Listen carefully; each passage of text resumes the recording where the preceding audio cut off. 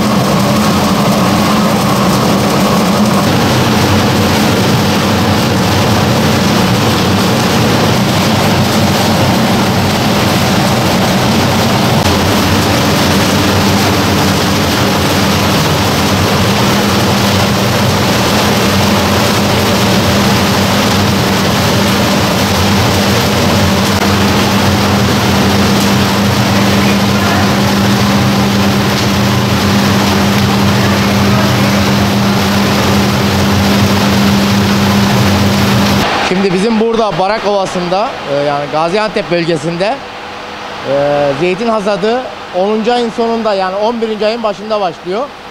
12. ayın sonuna kadar bu hava şartlarına göre sürüyor.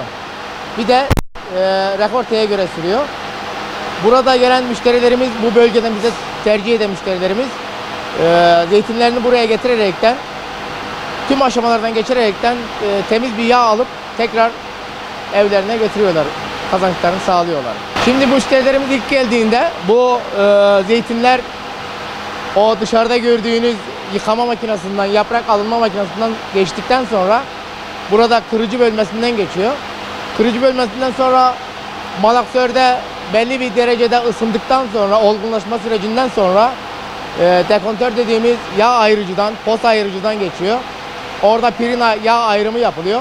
Yağ ayrımı yapıldıktan sonra buradan bir pompa vasıtasıyla spiratöre gidiyor. Spiratörde bu temizlendikten sonra en son işlem dolum makinesinde bizim yağlarımız orada ambalajlı tenekelerimize dolum yapılarak müşterilerimize teslim ediliyor. Burada genelde bizim bu bölgede salamuraya çok az zeytin gidiyor.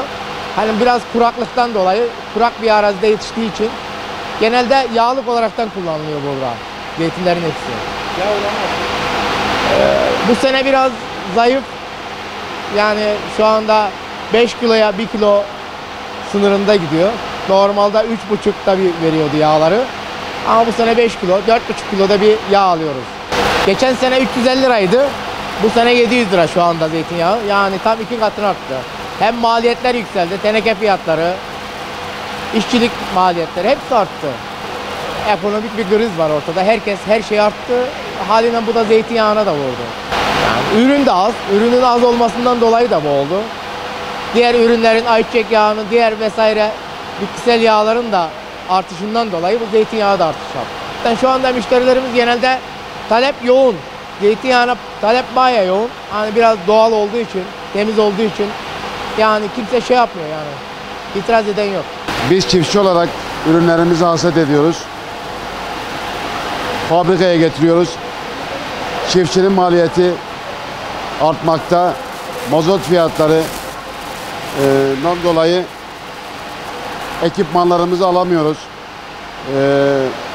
Aldığımız yağların maliyeti yüksekliğinden, gübrenin yüksekliğinden yani yaşantımız zorlaşmaya başladı artık. Bu hasat yani ürünü almamayı düşünüyoruz. Tarladan almamayı düşünüyoruz yani. Elimizdeki ürünü satamıyoruz. Biz de bu ürünleri elimizde kalıyor, satamıyoruz. Maliyet yükseldiği için biz de yüksek fiyattan vermek zorunda kalıyoruz. Yani çiftçinin hali harap.